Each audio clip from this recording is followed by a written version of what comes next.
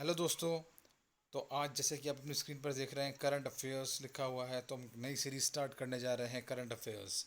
बाकी जो हमारी सीरीज़ थी वो एज इट इज़ कंटिन्यू रहेंगी, सो घबराने की कोई बात नहीं है।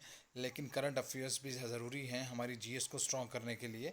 इसलिए अप्रैल मंथ की ये मैगज़ीन डिस्कस करने जा रहा हूँ जिसमें ऑलमोस्ट सारे के सारे करंट अफेयर्स कवर्ड हैं।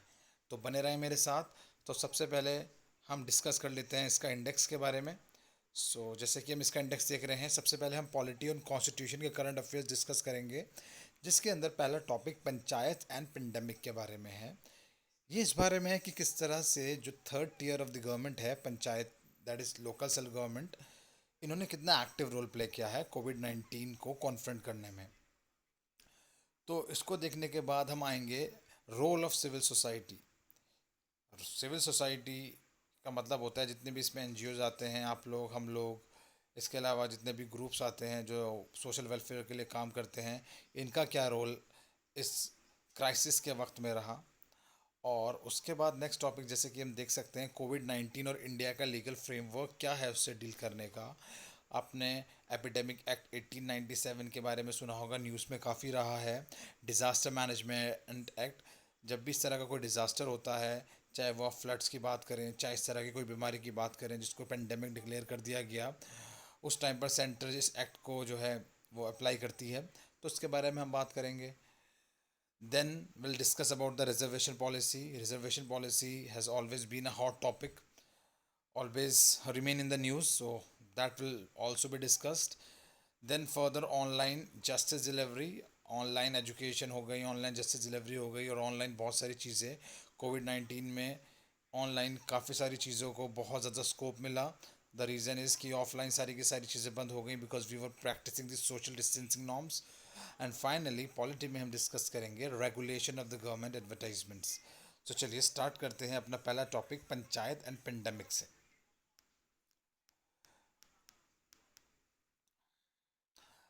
पंचायत, तो सबसे पहले हम पंचायत की बात करेंगे। पंचायत को हम बोलते हैं हमारी ग्रास रूट लेवल डेमोक्रेसी। जो पंचायती राज सिस्टम है ये हमारे कॉन्स्टिट्यूशन में शुरू से नहीं था एक्सप्लिसिटली मेंशन। तो बहुत ही अनऑर्गेनाइज फॉर्म में पंचायत होती थी, चलती थी आज़ादी के बाद से। लेकिन 1992 में एक अमेंडमेंट हुआ, कॉन्स्टिट्यूशन अमेंडमेंट, जिसके थ्रू हमारे पंचायती राज इंस्टीट्यूशन शेप में आए और कुछ शेड्यूल इंसर्ट किए गए हमारे कॉन्स्टिट्यूशन में, और कुछ आर्टिकल्स इंसर्ट किए गए और पंचायती राज इंस्टीट्यूशन का फ्रेमवर्क बना। पंचायती राज इंस्टीट्यूशंस बनाना इसलिए ज़रूरी था क्योंकि जो आपकी ग्रास रूट डेमोक्रेसी थी, मतलब जो गांव वाले इलाके थे, ये लोग बहुत वल्नरेबल थे। तो इन लोगों को मेन स्ट्रीम लाइफ से कनेक्ट करने के लिए ज़रूरी था कि एक लोकल सेल्फ गवर्नमेंट ऐसी बने जो कि वहाँ के लोगों की प्रॉब्लम्स को समझ सके, और उनको कॉन्स्टिट्यूशनल स्टेटस देना भी बहुत ज़रूरी था जिससे उनकी एक रिकग्निशन हो सके। तो कॉन्टेक्स्ट सबसे पहले हम जान लेते हैं। प्राइम मिनिस्टर ने प्राइम मिनिस्टर जी ने नेशनल पंचायती राज डे वाले दिन लोकल गवर्नमेंट की बहुत बढ़ चढ़ कर तारीफ करी। अभी कोविड 19 के दौरान नेशनल पंचायती राज डे सेलिब्रेट किया गया। याद रखने के लिए ये मैं आपको थोड़ा हिंट दे देता हूँ, ये सचिन तेंदुलकर के बर्थडे वाले दिन ये दिन सेलिब्रेट किया जाता है, पंचायती राज डे। तो ना वो आपको मुझे कमेंट बॉक्स में बताना है कि when is Panchayati Raj day celebrated. बहुत इंपॉर्टेंट क्वेश्चन बनता है ये, बिल्कुल एक हार्ड कोर फैक्ट है। चलिए, अब मैं उस अमेंडमेंट की बात कर रहा था जिससे हमारा कॉन्स्टिट्यूशनल स्टेटस हमने दिया पंचायती राज इंस्टीट्यूशन को। तो बच्चा लोग, वो कॉन्स्टिट्यूशनल अमेंडमेंट है 73rd कॉन्स्टिट्यूशनल अमेंडमेंट। ये इससे हमने कॉन्स्टिट्यूशनल स्टेटस दिया पंचायत को, और 74th कॉन्स्टिट्यूशनल अमेंडमेंट से हमने कॉन्स्टिट्यूशनल स्टेटस दिया म्यूनिसपैलिटीज़ को जो अपनी सिटीज़ में देखते हैं। Okay, but in this news we are concern with the panchayat only.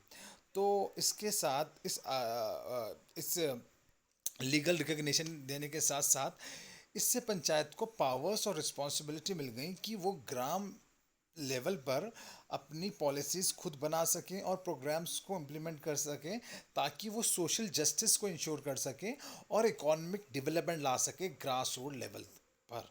मैं आपसे बार बार ग्रास रूट लेवल वर्ड बार बार यूज़ कर रहा हूँ क्योंकि इस चीज़ के साथ पंचायती राज के साथ ये वर्ड होता है। और इसको डेमोक्रेटिक डिसेंट्रलाइजेशन भी कहा गया, क्योंकि अथॉरिटी को जितना ज़्यादा आप डिसेंट्रलाइज करेंगे एक हद तक बहुत अच्छा होगा, क्योंकि आप लोअर लेवल तक उस पावर्स को पहुंचा पाएंगे, चाहे वो कंपनी में उसको डिवॉल्व कर रहे हैं पावर्स को, चाहे वो आप एडमिनिस्ट्रेशन को में गवर्नेंस में पावर को डिवॉल्व कर रहे हैं। अब हम देख सकते हैं कि 3 मिलियन इलेक्टेड रिप्रेजेंटेटिव्स जो हैं वो पार्ट हैं। अब आप देख सकते हो इंडिया की लोकल गवर्नमेंट का सरपंच हो गए, ग्राम सभा से इलेक्टेड हुए मेंबर्स हो गए, इन सबको मिलाकर 30 lakhs। सो जाहिर सी बात है कि इन लोगों का रोल कितना इंपॉर्टेंट रहा होगा कोविड-19 पेंडेमिक को डील करने के लिए, because they were at the four front and they were fighting with the pandemic. और जाहिर सी बात है अगर आप इन्हें अथॉरिटी और पावर्स नहीं दोगे, आप इन्हें एम्पावर नहीं करोगे, तो ये पावरलेस रहेंगे, और पावरलेस ये रहेंगे तो ये सही से कोई भी प्लान, कोई भी पॉलिसीज़, कोई भी प्रोग्राम्स नहीं हो पाएगा। सोशल जस्टिस हम लोग इंश्योर नहीं कर पाएंगे, क्योंकि एक एमपी और एक एमएलए एक बहुत ही ऊपर बैठा होता है हिरारकी में, तो वो इतना ज़्यादा इन लोगों से इंटरेक्ट नहीं हो पाते, इनकी प्रॉब्लम को इतने अच्छे से समझ नहीं पाते जितना उनके बीच का इंसान समझेगा जो उनके बीच में रह रहा है। This thing. सो इन लोगों ने बहुत अच्छा हाइजीन और सोशल डिस्टेंसिंग का पालन किया विलेज लेवल पर, ठीक है, विलेज लेवल पर। और इसके बाद देवर द ब्रिज, एक ब्रिज थे डिसीजन मेकर्स और कम्युनिटी के बीच में, एक इन्होंने पुल का काम किया, एक लिंकिंग पिन थे।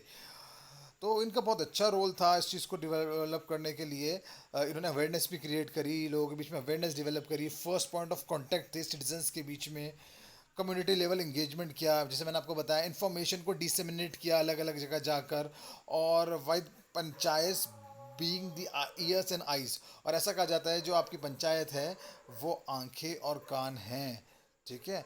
तो इन्होंने बहुत अच्छा रोल प्ले किया, और इसी दिन दो स्पेशल एप्लीकेशन लॉन्च की गई, ई ग्राम स्वराज और स्वामित्वा स्कीम।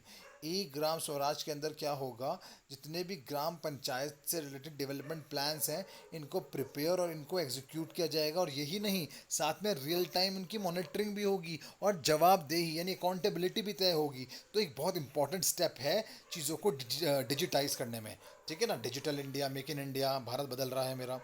स्वामित्वा स्कीम एक और लॉन्च की गई, जिसके अंदर था कि जितनी भी प्रॉपर्टी हैं रूरल इंडिया को, उनको वैलिडेट किया जाए, क्योंकि बहुत सारी प्रॉपर्टी ऐसी है जो कि रिकॉर्ड्स में ही नहीं है, ठीक है ना। तो इसके लिए ड्रोन टेक्नोलॉजी का इस्तेमाल किया गया, और ये सारे के सारे एफर्ट्स थे मिनिस्ट्री ऑफ पंचायती राज, इसके अलावा state Panchayati Raj department and state level department and survey of India.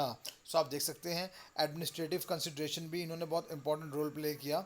Asha workers ने काफ़ी इंपॉर्टेंट रोल प्ले किया हेल्थ फैसिलिटीज़ को इम्प्रूव करने के लिए, वेलफेयर सर्विसेज को डिलीवर करने के लिए ग्राउंड पर, ताकि no person is left behind, ताकि कोई भी आदमी पीछे ना छूटे। और रिजर्वेशन वुमेन का आपको पता है पंचायती राज इंस्टीट्यूशन में 1/3, वो अलग बात है, इससे रिलेटेड अपनी कुछ प्रॉब्लम्स हैं, ठीक है, कि विमेन रिजर्वेशन का विमेन के लिए 1/3 सीट्स रिजर्व हैं, बट द थिंग इज़ कि मुश्किल से ही वो सारी की सारी सीट्स भरी भरी होती हैं, और जो भरी होती हैं उस पर एक्चुअली में सामने दिखाने के लिए विमेन का चेहरा होता है, बाकी काम उनके सारे के सारे चीज़ें हस्बैंड देख रहे होते हैं। ये प्रॉब्लम के बारे में भी बात नहीं करेंगे। तो ये लेवल ऑफ ट्रस्ट को बनाने के लिए पंचायती राज एक बहुत इम्पॉर्टेंट पिलर था, लोगों के ट्रस्ट को इंश्योर करने के लिए लोकल गवर्नमेंट्स में। तो आप देख भी सकते हैं इसके लिए इन लोगों ने माइक्रो प्लानिंग करी बहुत अच्छे से, क्योंकि लोकल ट्रांसमिशन रोकना बहुत ज़रूरी है, कम्युनिटी टू कम्युनिटी ट्रांसमिशन रोकना बहुत ज़रूरी था कोविड-19 में। So all credit, all cash and everything goes to them. उसके बाद हम आते हैं केरला पे। केरला में बहुत अच्छा, आपको पता है केरला का हेल्थ केयर शुरू से बहुत अच्छा है, और हेल्थ पैरामीटर्स में, एचडीआई पैरामीटर्स में बहुत अच्छा करती है केरला, चाहे वो हेल्थ हो चाहे वो एजुकेशन हो। यहाँ पर उन लोगों ने अपनी प्राइमरी और सेकेंडरी हेल्थ केयर फैसिलिटीज़ को बहुत अच्छे, बहुत इसका बहुत अच्छा मुजस्समा दिया, बहुत अच्छा डिस्प्ले किया इसको, क्रेडिट टू देम। इन लोगों की स्कीम है जो आप देख सकते हैं हाईलाइटेड पार्ट में गिवन है, कुदुमचरी स्कीम, जो वुमेन को एम्पावर करने की, और जो पावर्टी इरेडिकेशन स्कीम्स, तो केरला गवर्नमेंट का हमेशा से रहा है बहुत अच्छी अच्छी स्कीम्स रन करती है ये, और बहुत अच्छे अच्छे रिजल्ट्स भी लेके आती है, तो बहुत अच्छा सा रहता है केरला का परफॉर्मेंस। उसके अलावा उड़ीसा की अगर हम बात करें तो उड़ीसा ने जो है सरपंच को डिस्ट्रिक्ट कलेक्टर की पावर दे दी। आप देख सकते हैं कहाँ सरपंच की पावर्स और कहाँ डिस्ट्रिक्ट कलेक्टर की पावर्स नॉर्मल टाइम में, लेकिन यहाँ पर आप देख सकते हो कि सरपंच की पावर्स दे दी, सॉरी डिस्ट्रिक्ट कलेक्टर की पावर्स दे दी सरपंच को। सरपंच कितना ज़्यादा पावरफुल हो गया। उसके अलावा डिसेंट्रलाइज वे में इस पेंडेमिक को टैकल करने के लिए उड़ीसा गवर्नमेंट ने इंश्योर किया कि सब ग्राम पंचायत को रजिस्ट्री फैसिलिटी मिले। इसके अलावा आंध्र प्रदेश भी पीछे नहीं रहा, वहाँ भाई विलेज वॉलंटियर्स आगे आए हैं और उन्होंने सर्वे किया है, और सर्वे करने के बाद बहुत अच्छा काम भी किया है उस प्रॉब्लम को डील करने के लिए। विलेज वॉलंटियर्स आंध्र प्रदेश में आए, वॉलंटियर को 5,000 रुपये महीना दिया गया, आप देख सकते हैं। ठीक है ना, उनके पास इंसेंटिव भी है काम करने के लिए, जबकि वॉलंटियर्स जो है वो किसी पर्पस से काम नहीं करते, पर्पस लेसली काम करते हैं, लेकिन बाद में उन्हें दे दिया गया। ओके, सो यही था राशनल इन स्कीम्स का, यही था कि बेटर पब्लिक डिलीवरी हो और वेलफेयर स्कीम्स ज़्यादा लॉन्च की जाएं, डिसेंट्रलाइजेशन किया जाए, अकाउंटेबिलिटी इंश्योर की जाए, कैपेसिटी बिल्डिंग की जाए। और पंचायती राज इंस्टीट्यूशन की अगर हम बात करें, एंटी 23rd में आते हैं 11 शेड्यूल में, क्योंकि ये जो मैंने भी आपको सामने अमेंडमेंट का नाम लिया 73rd अमेंडमेंट, इसके अंदर 11 शेड्यूल जोड़ा गया। ठीक है, हाँ, जिसकी एंट्री 23rd में ये आता है, और 243 आर्टिकल जोड़ा गया, जिसके अंदर लिखा है हेल्थ एंड सैनिटेशन, जिसके अंदर हॉस्पिटल्स भी आते हैं, पीएचसीज आते हैं, that is primary health centre, dispensaries आती हैं। और एंट्री 28 अगर आप पढ़ेंगे जाकर 11 शेड्यूल में, तो आपको पता चलेगा कि पीडीएस, जिसे बोलते हैं पब्लिक डिस्ट्रीब्यूशन सिस्टम, जो राशन कार्ड सिस्टम आप लोग जानते हैं, ठीक है ना, इसके बारे में। तो 28 एंट्री पर ये है। और एक और प्लान है कि जैसे कि आपको बताया कि माइग्रेंट क्राइसिस कितना रहा, माइग्रेंट वर्कर्स को कितना ट्रैवल करना पड़ा, बाय फुट निकल गए, कोई बाय साइकिल निकल गए, बहुत इश्यूज फेस करने पड़े इस पेंडेमिक में। तो अब जाहिर सी बात है, ये वापस जाएंगे तो वहाँ पर लेबर का इन्फ्लक्स कितना हो जाएगा, इनके वापस जाकर गांव पे रिसोर्सेज पे कितना प्रेशर बन पड़ जाएगा, वैसे ही कितनी रिसोर्सेज क्रंच हैं। ठीक है ना, वहाँ पर यहाँ से जाएंगे, टेस्टिंग करवा के जाएंगे, फिर क्वारंटीन रहेंगे, आइसोलेशन रहेंगे, तो उस टाइम पर ये सब कुछ रिक्वायरमेंट्स कितना ज़रूरी है, तो इन लोगों को एम्पावर करना कितना ज़रूरी था। ठीक है, तो ये मेक श्योर करना कि इन्हें जो है ग्रांट्स मिले, और ये अपनी जो ज़िंदगी है उसको सही से चला सकें। लास्ट माइल डिलीवरी बहुत इंपॉर्टेंट है। ठीक है ना, जो भी चीज़ों की डिलीवरी है वो लास्ट माइल कनेक्टिविटी हो, मतलब जो भी चीज़ों को डिलीवर करना है, चाहे वो फूड आइटम्स हो, चाहे वो कोई और चीज़ है, एसेंशियल्स है, उसके लिए। तो आर्टिकल 243 ZD के बारे में इसमें मेंशन किया गया, जिसमें डिस्ट्रिक्ट प्लानिंग कमेटी, जितने भी 3 टियर्स हैं पंचायत के, क्योंकि देखो पंचायत के भी 3 टियर्स होते हैं। ठीक है ना, ब्लॉक लेवल पर होता है, एक डिस्ट्रिक्ट लेवल पे होता है, एक ग्राम सभा लेवल पे होता है, तो ये सारी की सारी चीज़ें हैं। सो ये फर्स्ट टॉपिक हमने कंप्लीट कर दिया पॉलिटी एंड कॉन्स्टिट्यूशन का, तो वीडियो ज़्यादा लॉन्ग हो रही है। सो थैंक यू पीपल, अगर आपको कुछ इतना सा भी समझ में आया, ठीक है, ज़्यादा भी समझ में आया, तो आप प्लीज़ इस वीडियो को ज़रूर लाइक करें, अपने फ्रेंड्स में शेयर करें, क्योंकि I am working very hard for you people, ताकि आपकी नॉलेज में किसी कोई भी गैप ना रहे। ठीक है, और प्लीज़ मुझे कमेंट बॉक्स में बताइएगा कि मुझे क्या इंप्रूवमेंट करना है इसके लिए, और चैनल को सब्सक्राइब भी करिएगा, शेयर भी करिएगा। Thank you people.